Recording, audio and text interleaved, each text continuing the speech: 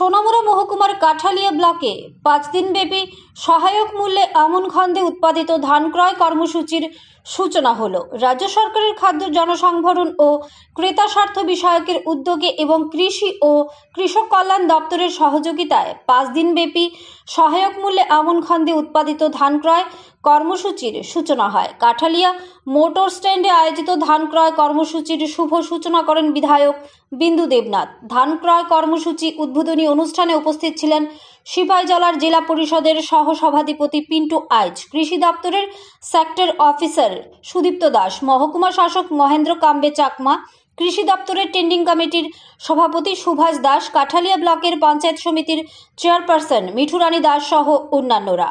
Bureau report, আরই, ধর্মনগর। সরকার তাদের একটা স্লোগান ছিল যে করতে হবে কি করতে হবে, ধান ক্রয় করতে হবে। সরকার তারা কিন্তু ধান ক্রয় করেনি। সেই স্বপ্ন, কৃষকদের যে স্বপ্ন ছিল যে আমাদের থেকে সরকার ধান ক্রয় করবে ন্যায্য মূল্যে, যার মাঝখানে কোনো বিচুলিয়া থাকবে না, কোনো প্রকার থাকবে না, সেই সিস্টেম আমাদের প্রাক্তন মুখ্যমন্ত্রী বিপ্লব কুমার দেবের নেতৃত্বে যে আমাদের প্রথম সরকার ছিল, তখনকার সময় আমাদের এই ধান ক্রয়ের শুরুয়াত হয়।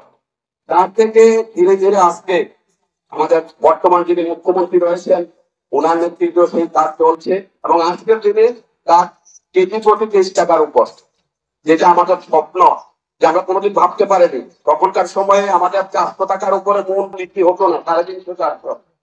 আজকের দিনে আমাদের আর এই ধানের জন্য তো চিন্তা করতে হয় না, ধান আমাদের সরকার নেবে, আমরা যতটুকু পারি। আমাদের যে কৃষক রয়েছেন সেই সাহেব, ওনার সঙ্গে কথা বললাম, উনি 3 কানি জমি করেছে, সেই পরিমাণে ধান আনেনি, হয়তো বা উনি এদিক সেদিক ধান বিক্রিও করে ফেলেছে। ওনার ওইখানে লস হয়েছে, উনি বুঝতে পারেননি, কারণ এখানে সরকার ন্যায্য মূল্যে ধান ক্রয় করছে এবং সঠিক সময় টাকা দেয়। আজকাল কৃষি ক্ষেত্রে সমস্যা হচ্ছে, কিছু দক্ষ কৃষকের সমস্যা রয়েছে। পরিচর্যা করি কৃষক ক্ষেত্রে বলুন আর যে ক্ষেত্রেই বলুন, তাহলে উন্নয়নটা সম্ভব।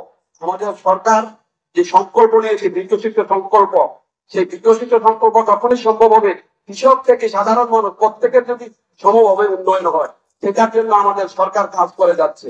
আপনারা দেখেন, গত অগাস্ট মাসে হয়তো আমার নির্বাচনটা ছিল, সেপ্টেম্বরের পরে যখন আমার প্রথম বিধানসভাতে প্রথম শুরু হয়েছিল, আমি তখনকার সময়ে আমি আমার বিধানসভার জন্য প্রথম কাঠালিয়াতে একটা পিউসি দরকার। আমার এলাকার অনেক যারা মোটর শ্রমিক রয়েছে বা বিভিন্ন শ্রমিকরা রয়েছে, মোটর শ্রমিক, তারা আমার কাছে দিয়েছিল যে আপনারা আমাদের সোনামুড়া থেকে তেল আনতে হয়, আপনারা যদি একটু সাহায্য করেন, এখানে একটা পিউসি হবে।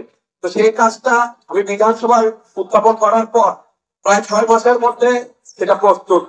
আগামী জানুয়ারি মাসে হয়তো বা এটা শুরুয়াত হবে। তো এটাই আমাদের সরকারের স্বপ্ন, যে ছোট ছোট মানুষের যে স্বপ্নগুলি আছে, ছোট ছোট স্বপ্ন, সেই স্বপ্নগুলি যেন পূরণ করতে পারি, সেই প্রচেষ্টা আমাদের সরকার করছে। আর স্বপ্ন দেখার দায়িত্ব আমাদের, স্বপ্ন পূরণের